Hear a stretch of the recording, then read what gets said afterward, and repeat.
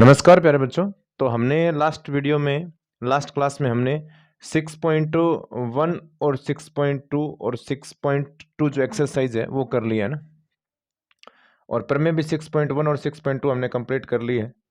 आज इसमें हम करेंगे 6.3 एंड 6.4 एंड 6.5 प्रमेय। तो जो हमारी प्रमेय 6.3 है वो क्या है, आपको ये प्रूव करना है कि ये दो त्रिभुज है ना, इनके इस त्रिभुज के और इस त्रिभुज के जो संगत कोण है वो कोण बराबर है। तो हमें इसके संगत भुजाएं जो है वो समानुपाती बराबर करना है ना, उनका अनुपात क्या होना चाहिए, समानीय करना है। और ये हमें पता ही है, अगर इस त्रिभुज के कोण और उसके कोण अगर संगत कोण बराबर हो और इनकी भुजाओं का अनुपात अगर समान हो तो वो दोनों त्रिभुज क्या कहलाते हैं, समरूप कहलाते। समरूपता की कंडीशन होती है।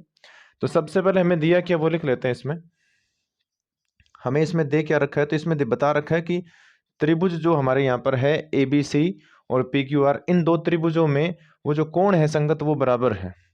कोण ए बराबर क्या दिया हुआ है, कोण P दिया हुआ है। कोण B बराबर दिया हुआ है कोण Q, और कोण C बराबर दिया हुआ है कोण R। तो संगत कोण बराबर दिए हुए हैं। इसके अलावा हमें जो प्रूफ करना है वो क्या है, देखना, सिद्ध करना है। सिद्ध क्या करना है देखते हैं। सिद्ध आपको इसमें करना है कि AB बटे PQ बराबर BC बटे QR और बराबर AC बटे PR। संगत भुजाओं का अनुपात समान आना चाहिए। फिर हमें इसमें रचना करनी पड़ेगी। वो रचना क्या, ध्यान से देखना। रचना ये है कि यहाँ पर जो मैंने पहले से बना रखा है, ये PD लाइन है ना, PD, ये आपके यहाँ AB के बराबर है और ऐसे ही AC के बराबर कौन है, PE। तो इसमें हमने रचना की है, AB बराबर PD लाइन बनाई है तथा आपने ये जो AC है उसके बराबर क्या बनाया है, PE लाइन बनाई। ये हमने रचना की है। अब उपपत्ति में हम क्या लिखेंगे, ध्यान से देखना। उपपत्ति में ध्यान से देखना। सबसे पहले आपको ये देखना है, ये जो त्रिभुज ABC है ये, और त्रिभुज APDE, इन दो त्रिभुजों को मैं सर्वांग सम सिद्ध करूंगा। ध्यान से समझना, इन दो त्रिभुजों हम क्या करेंगे, सर्वांग सम सिद्ध करेंगे। तो मैं त्रिभुजों के नाम लिख रहा हूं, त्रिभुज ABC तथा त्रिभुज PDE में सबसे पहले ये बताओ, क्या AB बराबर PD है? ये तो हमने लिखा रचना से, ये तो बराबर है। दूसरा ये बताओ कि कोण जो A है वो कोण P के बराबर है। ये हमें दिया गया है, ये तो दिया है। उसके अलावा ये जो AC लाइन है, ये AC लाइन किसके बराबर है, AC भुजा किसके बराबर है, PE के। ये भी रचना से लिखा आपने, ये भी रचना से लिखा है। अब मुझे बताओ, यहां देखो नियम क्या लग रहा है, भुजा कोण भुजा। तो त्रिभुज ABC ये सर्वांग सम हो गया त्रिभुज PDE। अब ये सर्वांग सम कौन से नियम से हुआ है, SAS सर्वांग समता से हुआ है, जिसको आप बोलते हो भुजा कोण और भुजा सर्वांग समता से। अगर ये दोनों त्रिभुज सर्वांग सम है तो मुझे बता दो, अगर ये त्रिभुज सर्वांग सम है तो इनके संगत कोण क्या होंगे, बराबर। जो कोण यहां पर, ध्यान देना, मैं इनके नंबर लिख देता हूं। जो कोण, ये जो कोण है ये B के बराबर है, ये C कोण किसके बराबर होगा, E के बराबर होगा, है ना। तो चलो नाम ही लिखते हैं। तो ध्यान देना, कोण B है ना वो किसके बराबर होगा, PDE के। कोण PDE के बराबर होगा। और जो कोण C है वो किसके बराबर होगा, PED के। कोण PED के बराबर होगा। अब ध्यान ये देना आपको, मुझे बताओ B पहले से किसके बराबर है, B Q के बराबर तो पहले से ही था, और C किसके बराबर था, R के। ये तो पहले से ही है। ध्यान से समझना, ये दोनों कोण इन दोनों कोणों के बराबर तो हमें दिया हुआ है, और B और C कोण को आपने क्रमशः D और E के बराबर कर लिया। तो मुझे बताओ, ये दोनों कोण भी बराबर नहीं हो गए क्या? यहां पर मैं समीकरण दे देता हूं, ध्यान से समझना। ये मान लो समीकरण 1 है, ये समीकरण 2 है, ये समीकरण 3 है। अब ध्यान देना, आपको ये है कि ये 4 मान लो और ये मान लो 5। तो समीकरण ध्यान से देखो, बी कोण इसमें ये रहा क्यू के बराबर, और बी किसके बराबर है, यहाँ डी के बराबर है। तो समीकरण 2 व समीकरण 2 व 4 से कोण जो बी है वो कोण पी डी ई के तो बराबर है ही, और ये बराबर और किसके है, क्यू के, कोण क्यू के बराबर है। तथा आपको एक चीज और दिखाते हैं, समीकरण 3 और 5, समीकरण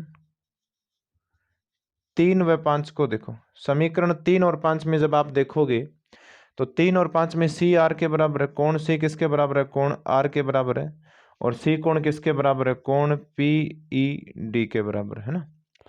अब ध्यान से देखना, कहने का मतलब ये कोण डी पर जो बना है वो क्यू के बराबर हो गया, और ई पर जो बना है वो आर के बराबर हो गया, और ये संगत कोण है। तो इन इन दोनों से ध्यान से देखना, ये समीकरण 6 मान लो और ये समीकरण 7। समीकरण 6 और 7 से मैं क्या लिख सकता हूँ, समीकरण 6 व 7 से, 6 व 7 से इन दोनों समीकरणों से आपको ये पता चला कि ये कोण जो है वो इस कोण के बराबर है, और ये कोण इस कोण के बराबर है। तो फिर ये संगत कोण बराबर हो गए, तो फिर लाइन जो डी ई है वो समांतर हो गई किसके, क्यू आर के।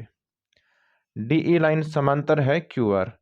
अगर ये समांतर है, डी ई लाइन अगर समांतर है, तो अब हम थेल्स प्रमेय से ना, इसका थेल्स प्रमेय वही है आधारभूत समानुपातिकता प्रमेय जो आपने 6.1 में पढ़ा है ना, और 6.2 जो उसका विलोम है। अगर समांतर है तो इसका हम अनुपात लिख सकते हैं, ध्यान देना। अब समांतर है तो हम क्या लिखेंगे, अनुपात। तो मैं अनुपात लिखूंगा पी डी, पी डी के बटे में क्या लिखूंगा मैं, पी क्यू। अनुपात हम कैसे भी लिख सकते हैं, इसके बटे में ये लिख सकते हैं, इसके बटे में ऊपर वाला लिख सकते हैं, ऊपर वाला लिखकर आप पूरा लिख सकते हो, या पूरा लिखकर आप नीचे वाला, अनुपात में आप कैसे भी लिख सकते हो ना। तो पी डी के बटे में पी क्यू लिखा मैंने, बराबर देखो क्या लिखा मैंने, और फिर पी ई के बटे में हम क्या लिखेंगे, पूरी भुजा का नाम क्या है, पूरी भुजा का नाम उस तरफ क्या है, पी आर है। क्या नाम है, पी आर है ना। और ये आपने किस आधार पर लिखा है, ये आपने लिखा है थेल्स प्रमेय से, थेल्स प्रमेय। और ये थेल्स प्रमेय क्या है, इसका नाम है आधारभूत समानुपातिकता प्रमेय, आधारभूत समानुपातिकता प्रमेय से, आधारभूत समानुपातिकता प्रमेय से ये लिखा आपने ना। अब ध्यान देना, अब क्या मैं पीडी की जगह ए बी लिख सकता हूं क्या, ध्यान से देखो, ये देखो पीडी की जगह क्या है, ए बी है, और ऐसे ही ए सी किसकी जगह आएगा, पीई की जगह। तो यहां देखना मैं क्या लिख रहा हूं, है। चलो यहां लिख देता हूं इस तरफ, यहां पीडी की जगह मैं ए बी लिखूंगा, पीडी की जगह मैंने क्या लिख दिया, ए बी, और पीई की जगह हम क्या लिखेंगे, ए सी, या मैंने ऐसे लिख दिया। भाग में देखो पी क्यू है तो मैं यहाँ पी क्यू लिख देता हूँ, और यहाँ हम क्या लिखेंगे, पी आर, यहाँ क्या लिखेंगे, पी आर। ठीक है। अब ध्यान से समझो, क्या हमें जो सिद्ध करना था वो आ गया, ए बी बटे पी क्यू, ये रहा ए बी बटे पी क्यू, फिर ए सी बटे पी आर, तो ये रहा ए सी बटे पी आर। अगर हमें ये जो बी सी बटे क्यू आर भी प्रूव करना है, तो ये जो आपने लाइन ऐसे बनाई है ना, ऐसे ही है, फिर ये लाइन आपको इस प्रकार बनानी पड़ेगी एक, है ना। तो अब आपको पूरा इतना डिटेल से लिखना नहीं है, लिखना सीधा यही है, इसी प्रकार, इसी प्रकार ए बी बटे पी क्यू बराबर ए सी बटे पी आर, ये तो है ही, लेकिन आप तीसरी भुजा को भी लिख सकते हो, बी सी बटे क्या आ जाएगा, क्यू आर आ जाएगा।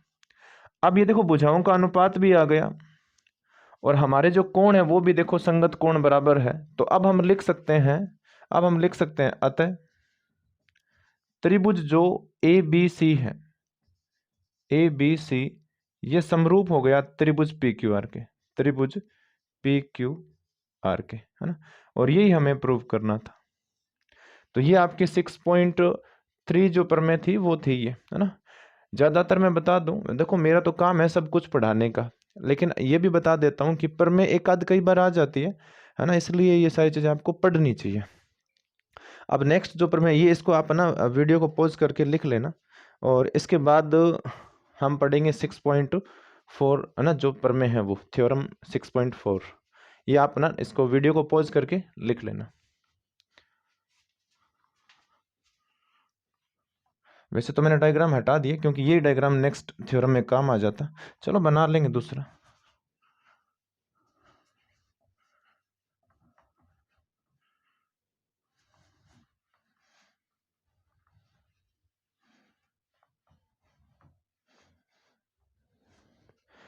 अब जो दूसरी थ्योरम है, दूसरी तो वैसे नहीं कहना चाहिए, पर आज की जो दूसरी है वो ये है, उसमें ये लिखा हुआ है, आपको सिद्ध करना है कि दो त्रिभुज है और उनकी संगत भुजाएं समान अनुपात में है। दो त्रिभुजों की संगत भुजाएं समान अनुपात में है ना। और मैं यह स्टेटमेंट नहीं लिख रहा हूं, आपको यहां समझा देता हूं। एक त्रिभुज तो ये है जिसका नाम हम ए बी सी, जैसे अभी लिखा था वैसे ए बी सी, और दूसरा त्रिभुज है वो इस प्रकार लेते हैं, और इस त्रिभुज में उसका नाम हम लिखेंगे पी क्यू और आर। इन दो त्रिभुज में आपको ये दिया गया है, मैं लिख देता हूं दिया है, ये दे रखा है कि त्रिभुज ए बी सी में और पी क्यू आर में ये जो ए बी है ना, ए बी, उसके संगत भुजा कौन सी है, पी क्यू। ऐसे ही जो ए सी भुजा उसके संगत कौन है, पी आर, और बी सी भुजा के संगत कौन है, क्यू आर। ये आपको समान अनुपात दिया हुआ है भुजाओं का। इसके अलावा आपको जो सिद्ध करना है वो देखो, सिद्ध करना आपको, सिद्ध करना है, सिद्ध ये करना है कि संगत कोण समान है। जैसे कोण ए है ना वो कोण पी के बराबर है, कोण बी है वो कोण क्यू के बराबर है, और कोण सी बराबर है कोण आर के। ये आपको प्रूव करना है, ठीक है। उसके अलावा इसके अलावा हम रचना लिखेंगे। रचना वही है, आपको एक ए बी रेखा के बराबर पी डी लाइन बनानी है, और ए सी रेखा के समान आपको पी ई लाइन बनानी है। ये आपको रचना करनी है। तो रचना में जो लिखा वो यहां मैं बना देता हूं। देखो यहां मैंने एक डी ई लाइन बनाई, डी ई, और इसमें ये जो ए बी है वो पी डी के बराबर है, और यहाँ जो ए सी है वो किसके बराबर है, पी ई के बराबर है, ठीक है। अब हम उत्पत्ति में लिखेंगे, ध्यान से देखना। आपको यहां पर देखो ए बी और पी क्यू, ए बी बटे पी क्यू, ए बी बटे पी क्यू ये दिया हुआ है, और बराबर हम लिखेंगे ए सी, और बटे में क्या है, पी आर। ए सी बटे में क्या लिखा हुआ है, पी आर। अब ध्यान से देखना आपको, क्या हम, ध्यान से देखना, ए बी की जगह है ना, ए बी की जगह हम क्या लिखेंगे, पी डी। ए बी की जगह मैंने पी डी लिखा, बटे में क्या हम लिखेंगे, पी क्यू।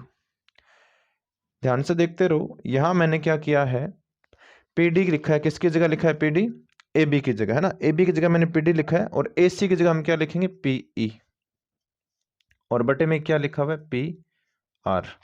ध्यान से देख लेना, यहां पर ए बी पी डी के बराबर है, ए सी पी ई के बराबर है। जो आपने रचना में देखिए, ये कहां से लिखा है मैंने, ये तो हमें दिया गया है, ये तो दिया है ना, ये तो दे रखा है, ऊपर ही देख लो ये रहा। दूसरा ये आपने कहां से लिखा है, ये देखो रचना में लिखा हुआ ना, रचना में देखो, रचना में आपने लिख रखा है ए बी किसके बराबर है, पी डी के बराबर है, ए सी किसके बराबर है, पी ई के बराबर है। अब मुझे बता दो, ये त्रिभुज की भुजाओं का अनुपात है ये, ध्यान से देखो। जैसे आपने लिखा पी डी बटे पी क्यू, पी डी बटे पी क्यू, पी डी ये भाग है, पी क्यू पूरा है, पी ई और बटे में पी आर लिखा है, तो उस त्रिभुज की भुजाओं का अनुपात आ गया। तो बताओ वो दोनों त्रिभुज, तो मैं लिख सकता हूं अतः, अतः त्रिभुज वो जो सॉरी पी डी ई, त्रिभुज पी डी ई ये समरूप है, सॉरी समरूप नहीं कहना चाहिए मुझे, यहाँ पर है ना थेल्स प्रमेय का उल्टा लगा रहे हैं हम, है ना। तो अब मैं लिख सकता हूँ, वो जो लाइन है ना वो समांतर है किसके, ध्यान से सुन लो, ये जो लाइन है वो लाइन किसके समांतर हो जाएगी, क्यू आर के।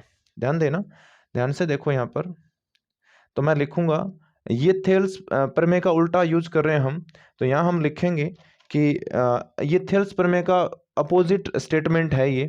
तो अब मैं लिखूंगा अतः वो जो डी ई लाइन है वो समांतर हो गई किसके, क्यू आर के, किसके समांतर हो गई, क्यू आर के। और ये आपको लिखना है यहाँ पर, है ना, समानुपातिकता, समानुपातिकता प्रमेय के विलोम से। तो अगर ये लाइन, ध्यान से सुनो, ये लाइन आपने प्रूव कर दी, ये लाइन इसके क्या है, समांतर है, आपने ये प्रूव कर दिया। अगर ये समांतर है तो ये कोण किसके बराबर होगा, इसके, और ये वाला कोण किसके बराबर होगा, यहाँ आर कोण के बराबर होगा, ठीक है। ये कोण हो जाएंगे बराबर। अब आपको ये लिखना भी है, ये जो समांतर प्रूव किया था हम लिख सकते हैं, कोण जो पी डी ई है वो किसके बराबर हो गया, कोण क्यू के, और जो कोण पी ई डी है वो कोण किसके बराबर हो गया, कोण आर के, है ना। इतना आपको समझ आ गया होगा, ठीक है। अब ध्यान से समझना, अब आपको ना करना क्या है, इस त्रिभुज को और इस त्रिभुज को क्या प्रूव करना है, समरूप। एक तरीके से ये समरूप हो गए, क्योंकि अगर त्रिभुज के ऊपर वाले त्रिभुज के और नीचे वाले त्रिभुज के, अगर नीचे वाला नहीं बोलना चाहिए मुझे, एक तो पूरा त्रिभुज है, एक आपको ऊपर त्रिभुज नजर आ रहा है, तो इस त्रिभुज के दो कोण और बड़े त्रिभुज के दो कोण बराबर हो गए, तो ये अपने आप ही ना क्या होते हैं, समरूप त्रिभुज होते हैं, ठीक है। तो ये हम पढ़ चुके हैं, अगर एक त्रिभुज के समान कोणिक त्रिभुज जो होते हैं वो समरूप होते हैं ना, ये हमने लास्ट 6.1 पर में पढ़ा है। तो मैं लिखूंगा त्रिभुज, ध्यान देना, पी डी ई, ये समरूप है त्रिभुज का, दूसरे का नाम है P Q R, P Q R. और समरूपता का जो रीजन है वो ये है, एंगल एंगल एंगल समरूपता से, समरूपता से। तो दोनों त्रिभुज समरूप हो गए। अब समरूप त्रिभुज है तो फिर इनकी भुजाओं का हम अनुपात लिख सकते हैं, समरूप त्रिभुजों की भुजाओं का अनुपात हम लिख सकते हैं। तो मैं क्या लिखूंगा, ध्यान देना, मैं लिखूंगा पी डी बटे मैं क्या लिखूंगा, पी क्यू, और बराबर हम लिखेंगे पीई बटे पी आर, पीई बटे पी आर, है ना, पीई बटे पी आर। दूसरी चीज हमें ना, मैं बताता हूं आपको, ये वाला त्रिभुज और ऊपर वाला त्रिभुज हमें सर्वांग सम सिद्ध करना है, तो इसलिए हमें ना अनुपात, चलो ये लिख लेता हूं मैं, एक अनुपात और लिखता हूं, और बीसी यूज हमें करना है। तो यहाँ ना आपको ध्यान देना, पी डी बटे पी क्यू लिखा आपने, ऐसे ही पीई बटे पी आर लिखा आपने, तो अब हम लिखेंगे डीई बटे क्यू आर। यहाँ क्या लिखेंगे हम, ध्यान से देख लो, यहाँ लिखेंगे हम डीई और बटे में क्या लिखेंगे, क्यू आर। अब ध्यान देना, अब मैं क्या करूंगा, यहां पर क्या मैं इस पीडी की जगह ए बी लिख सकता हूं, ध्यान देना, क्यों लिख सकते हैं, रचना में देखो, रचना में ना पीडी किसके बराबर है, ए बी के, तो यहाँ पीडी की जगह मैं ए बी लिखूंगा, बटे में क्या लिखा मैंने, पी क्यू, बराबर देखो वो डीई लिखा मैंने, और यहां मैं लिखूंगा क्यू आर, क्या लिख दिया मैंने, क्यू आर। अब ध्यान देना, ये यहाँ पर आ रहा समीकरण 1 मान लो इसे, और ये समीकरण मैंने लिखा 2, है ना, यहां से ही उठाया मैंने। एक चीज यहाँ लिख लेना कि यहाँ पीडी की जगह मैंने क्या लिखा है, ए बी लिखा है, और ये कहाँ लिखा हुआ है, रचना में, ये तो रचना में दिख ही रहा होगा आपको। अब ध्यान देना, यहाँ ये समीकरण और पहले समीकरण को देखो, तो ए बी बटे पी क्यू है, इसमें भी ए बी बटे पी क्यू है, तो ए बी बटे पी क्यू, ए बी बटे पी क्यू दोनों में है ना। आपको करना क्या है, इसके सामने बी सी बटे क्यू आर है ना, तो ए बी बटे पी क्यू का क्या मान, बी सी बटे क्यू आर लिख सकता हूं मैं, ध्यान देना, यहां लिखना चाहिए मुझे समीकरण 1 व 2 से, ए बी के बटे में पी क्यू है, यहां भी ए बी के बटे में पी क्यू है, तो इसके बराबर में बी सी बटे क्यू आर है ना, तो यहां भी आपको बी सी बटे क्यू आर लिखना है, बराबर क्या लिखा मैंने, डी ई, और बटे में क्या है, क्यू आर है। अब ध्यान देना, यहाँ क्यू आर से क्यू आर कट गया, तो बी सी बराबर क्या आ गया, डी ई आ गया, बी सी बराबर डी ई आ गया। ये स्टेटमेंट बहुत जरूरी, ध्यान देना, बी सी वो किसके बराबर आ गया, डी ई के बराबर आ गया। अब ध्यान देना, क्या त्रिभुज, मैं दो त्रिभुजों के नाम लिख रहा हूं, ठीक है, ध्यान देना, त्रिभुज ए बी सी तथा त्रिभुज पी डी ई। एक चीज मैं आपको और बता देता हूं थोड़ा, कि हम करने क्या जा रहे हैं, है ना, ध्यान देना भाई, हमें ये 3 कोण बराबर प्रूव करने हैं, तो मुझे बताओ 2 कोण तो हो ही गए ना, सिंपल बात है, 2 कोण तो एक हो ही गए। तो अब मैं क्या करूंगा, इस त्रिभुज को और पी डी ई त्रिभुज को सर्वांग समसिद्ध करूंगा, तो ये ए कोण पी के बराबर आ जाएगा, बी कोण डी के, सी कोण ई के बराबर आएगा। ये कोण पहले से ही बराबर है, तो मैं लिख दूंगा कि बी क्यू के बराबर है, और सी फिर किसके बराबर होगा, आर के। ये जो कोण आपने लिखे ना, इनके भी समीकरणों के नंबर देने चाहिए, ये आगे काम आएंगे, ध्यान देना क्यों आएंगे मैं बताता हूँ। कोण है ना, ये जो पहली समीकरण थी ये दूसरी मान लो, और ये समीकरण कौन सी है, तीसरी, तो यहाँ इसका नंबर मैं 4 लिखता हूं, तो अभी आपने 1 और 4 को यूज किया, ठीक है। अब ध्यान देना, अब इन त्रिभुजों को सर्वांग समसिद्ध कर रहे हैं हम, तो क्या ए बी बराबर मैं पी डी लिख सकता हूं, ए सी बराबर मैं पीई लिख सकता हूं, और बी सी बराबर मैं लिख सकता हूं डी ई। तो ध्यान से सुन लो, पहले 2 स्टेटमेंट तो आपने रचना से लिखे, लास्ट स्टेटमेंट आपने सिद्ध कर चुके हैं, सिद्ध कर लिया, यह सिद्ध कर लिया ना। अब ध्यान ये देना है कि तीनों भुजाएं उस त्रिभुज की तीनों भुजाओं के बराबर है, तो त्रिभुज ए बी सी ये सर्वांग सम हो गया त्रिभुज पी डी ई, और सर्वांग सम त्रिभुजों के संगत कोण क्या होते हैं, बराबर। तो अब मैं लिखूंगा, ये तो आपने लिखा है साइड साइड साइड सर्वांग समता से, है ना, सर्वांग समता से। और अब हम लिखेंगे कोण ए बराबर किसके होगा, कोण पी के, ध्यान देना, बी बराबर होगा कोण डी के, बी कोण बराबर होगा कोण पी डी ई के। इसी प्रकार जो कोण सी है वो बराबर किसके होगा, वो कोण पी ई डी के, पी ई और डी के। अब ध्यान से देखना, ये इन तीनों का रीजन क्या है, बाइसिपिसिटी है। बाइसिपिसिटी का मतलब है कि सर्वांग सम त्रिभुजों के संगत भाग क्या होते हैं, बराबर। इस आधार पर मैंने ये लिखा है।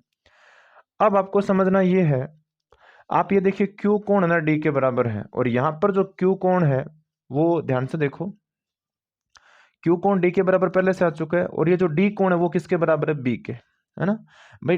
क्यू जो कोण है ना वो तो इसके बराबर पहले ही था, और अब हमने ये प्रूव कर लिया कि बी कोण है ना वो डी के बराबर है। तो ये दोनों पहले से बराबर थे, और ये हमने अभी इसके बराबर कर लिया, तो क्या मैं लिख सकता हूँ बी और क्यू भी बराबर हो गए, है ना। ध्यान देना, ये समीकरण आप मान लो कितने समीकरण तक आ गए हम, 4 तक। तो ये मान लो 5 नंबर समीकरण है, और ये 6 नंबर समीकरण है। तो ध्यान से देखना, अब जो समीकरण 2 व 5 को देखना है, 2 व 5 को देखना आपको। 2 और 5 को देखेंगे तो कोण बी बराबर किसके आएगा, कोण क्यू के।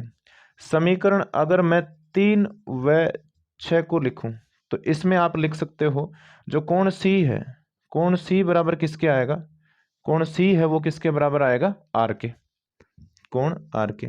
अब मुझे ये बता दो, 3 चीजें देखना। एक तो यहाँ पर ए किसके बराबर है, पी के, यहाँ बी किसके बराबर है, क्यू के, और यहाँ सी किसके बराबर है, आर के। तो इन तीनों को देखने से आपको ये पता चला कि इस त्रिभुज के तीनों कोण उस बड़े त्रिभुज के तीनों कोणों का क्या है, समान है, संगत कोणों के समान है। तो अब हम लिख सकते हैं कि त्रिभुज ए बी सी वो समरूप है त्रिभुज पी क्यू आर, और उसका है ना कारण है कि इसके 3 कोण उसके तीनों कोणों के बराबर हो गए। भुजाओं का अनुपात तो पहले से दिया हुआ है, भुजाओं का अनुपात और संगत कोण अगर बराबर हो जाए, संगत कोण क्या हो जाए, बराबर, तो फिर त्रिभुज क्या कहलाते हैं, समरूप कहलाते हैं। अब हम पढ़ेंगे 6.5 पर में, ये थी आपकी 6.4, ठीक है, ये 6.4 थी। अब ध्यान से देखना 6.5 में क्या है।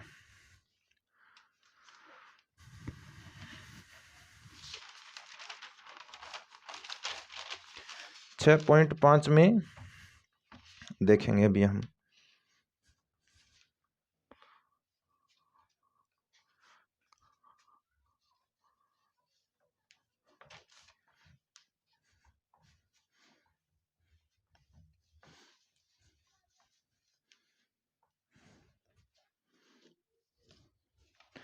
छः पॉइंट पाँच प्रमेय का जो स्टेटमेंट है वो ये है, एक त्रिभुज और दूसरे त्रिभुज में एक कोण बराबर है।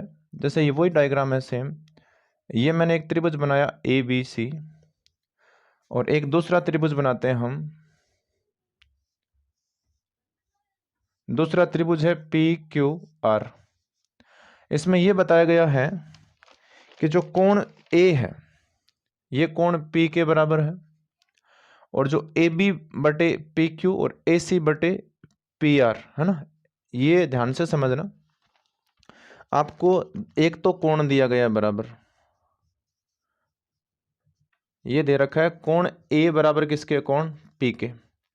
दूसरा ये दे रखा है दो भुजाओं का अनुपात है ए बी बटे पी क्यू और ए सी बटे पी आर। उसी कोण के दोनों साइड में जो भुजाएं हैं, कोण ए के इस तरफ ए बी है तो दूसरी तरफ ए सी है, ऐसे पी के इस तरफ पी क्यू है तो पी के उस तरफ क्या है, पी आर। इन भुजाओं का आपको अनुपात दिया गया है।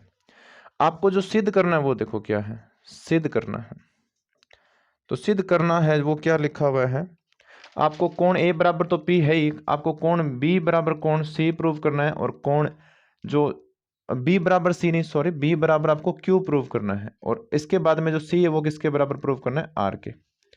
इसमें भी रचना लिखनी, रचना वही सेम रहेगी। रचना ये है कि आपको इसमें ए बी भुजा के बराबर, ए बी के बराबर माप का आपको पी डी एक लाइन बनानी है वहां पे पी क्यू पर, और ऐसे ही हम ए सी के बराबर बनाएंगे पी ई, जो आप ना सीख चुके हैं। यहाँ एक आपको लाइन बनानी है ऐसे, और यहाँ ध्यान से समझना, यहाँ आपको नाम लिखना है उसका डी और यहाँ लिखना है आपको ई, तो ये पी डी और पी ई बन गया। अब ध्यान से समझना, सबसे पहले आपको करना क्या है, इन ऊपर वाले दो त्रिभुजों को सर्वांग समसिद्ध करेंगे। ध्यान देना, उत्पत्ति में त्रिभुज ए बी सी तथा त्रिभुज पी डी ई में ध्यान से समझना। तो इन त्रिभुजों में मुझे ये बताओ कोण P है ना, वो किसके बराबर है, कोण A के। ऐसे ही ए बी किसके बराबर है, PD के। और ये जो AC है वो किसके बराबर है, PE के। तो अब मुझे ये बता दो, ये हो गया भुजा कोण और भुजा, भुजा कोण और भुजा। तो ये तो आपने कोण A किसके बराबर है, P के, और ये तो दिया गया है हमें, और ये दोनों आपने लिखे हैं रचना से। तो क्या मैं लिख सकता हूं त्रिभुज ABC वो सर्वांग सम हो गया त्रिभुज किसके, PDE के, PDE के। ये सर्वांग सम, सर्वांग समता का कारण हो गया SAS सर्वांग समता, SAS सर्वांग समता से। अब आपने सर्वांग सम प्रूव कर लिया ना। अब सर्वांग सम कर लिया तो मुझे ये बता दो जो B किसके बराबर होगा, कोण B बराबर होगा कोण, कौन से कोण के बराबर होगा, ध्यान से सुनो। कोण B किसके बराबर होगा, कोण D के। ये जो D पे कोण है उसका नाम क्या है, कोण PDE, PDE। तथा कोण C किसके बराबर होगा, कोण E के, उसका नाम है कोण PED। आपने कोण बराबर प्रूव कर लिया। आपने अब तक ये कर लिया कि ये कोण है ना वो इस कोण के बराबर है, और ये C कोण किसके बराबर है, E कोण के बराबर। अब हमें ये प्रूव करना है कि D इसके बराबर होगा इस कोण के Q के, और E कोण नीचे R कोण के क्या होगा, बराबर। अब ध्यान देना हमारे सवाल में लिखा हुआ क्या है, हमारे सवाल में लिखा है AB बटे क्या लिखा हुआ है, PQ, और बराबर लिखा हुआ है AC बटे क्या लिखा हुआ है, PR, AC बटे क्या लिखा हुआ है, PR। ध्यान आपको ये देना है, क्या इनको मैं, ये तो आपने लिखा है कहाँ, ये तो हमें दिया गया है, ये तो दे ही रखा है। अब हम क्या AB की जगह PD लिख सकते हैं क्या, ये लिखा मैंने PD क्योंकि बराबर है, बटे में क्या लिखा मैंने PQ बराबर, या मैं लिखूंगा PE और बटे में क्या लिखूंगा मैं PR। ये कहाँ से लिखा, ये रचना से लिखा, क्योंकि रचना में आपको देखो PD किसके बराबर है, AB के, और AC किसके बराबर है, PE के। अब मुझे ये बता दो ये जो अनुपात आया वो थेल्स प्रमेय का है ना, ध्यान से देखना, PD बटे PQ, PD ये ऊपर वाला अनुपात है और PQ पूरा है। ऐसे ही ये अनुपात आ गया तो हम ये बोल सकते हैं कि DE लाइन किसके समांतर होगी। बेटा अनुपात आते ध्यान से समझना, थेल्स प्रमेय होता क्या है, थेल्स का ये अपोजिट है। आपके पास अनुपात लिखा हुआ है तो हम लिख सकते हैं कि ये DE समांतर है QR। ध्यान देना, अगर ये अनुपात समान है तो हम लिखेंगे ये जो DE लाइन है वो किसके बराबर है, सॉरी समांतर है, किसके बराबर नहीं, समांतर होगी किसके, QR के। और ये आपने कहाँ से लिखा है, ये लिखूंगा मैं शॉर्ट में लिख रहा हूँ मैं, थेल्स प्रमेय के विलोम से। वैसे इसका पूरा नाम क्या है, आधारभूत समानुपातिकता प्रमेय का विलोम, प्रमेय के विलोम से, ठीक है, इसके आधार पे लिखा है। अब अगर ये लाइन इसके समांतर है तो कोण जो यहाँ पे इसका नंबर लिखो, नंबर 1, ये नंबर 2। अब ध्यान देना D कोण जिसका नाम है PDE, ये कोण किसके बराबर हो गया, Q के, ये समीकरण नंबर 3 हो गई। ऐसे ही कोण PED है वो, ये संगत कोण है ना, इनका रीजन लिखना आपको, ये कौन से कोण हो गए भाई, समांतर आ गया तो ये कोण कौन से, संगत कोण है, कौन से कोण है ये, संगत। और वो PE और जो कोण है D वो किसके बराबर होगा, कोण R के। ये समीकरण हो गई 4। अब ध्यान देना समीकरण 1 व 3 से, यहां लिखूंगा मैं समीकरण आपको 1 व 3 से देखना है। तो बताओ वहां पर वो जो D कोण है वो किसके बराबर है, B के, और यहाँ वो D कोण किसके बराबर है, Q के। तो मैं लिख सकता हूँ कोण B है ना वो किसके बराबर है, Q। तथा है ना, जगह नहीं नीचे आपको दिखाई नहीं देगा इसलिए मैं आगे लिख रहा हूँ। समीकरण 2 व 4 से देखना, समीकरण 2 व 4 से, 2 और 4 में अगर आप देखते हो तो कोण C E के बराबर है, तो यहाँ देखो E किसके बराबर है, R के। तो मैं लिख सकता हूँ कोण C वो किसके बराबर है, कोण R के। अब आपको 3 चीजें देखनी है, एक तो देखो यहाँ ये लिखा पड़ा, एक ये B किसके बराबर है, Q के, और ये C किसके बराबर है, R के। इन तीनों बातों से हम ये कह सकते हैं, ध्यान देना, हम ये कह सकते हैं कि कोण बराबर आ गए। तो अब हम लिखेंगे, ध्यान देना, प्रमेय भाई कोण बराबर आ गए वो कौन सी प्रमेय, 6.3 है, 6.3 से त्रिभुज ABC ये समरूप हो गया त्रिभुज PQR, है ना। और इस समरूपता का रीजन वैसे ट्रिपल A है। ट्रिपल A क्यों है, क्योंकि 3 कोण आपने बराबर प्रूव कर दिए ना भाई, एक तो दिया हुआ था, 2 आपने बराबर प्रूव कर दिए। तो ये आपकी 3 प्रमेय मैंने आपको कंप्लीट करवा दी है। 6.3 एक्सरसाइज है वो हम शुरू करेंगे नेक्स्ट क्लास में। तब तक के लिए आप देखते रहिए स्टडी विद अदित सर। धन्यवाद। Keep watching, keep spot.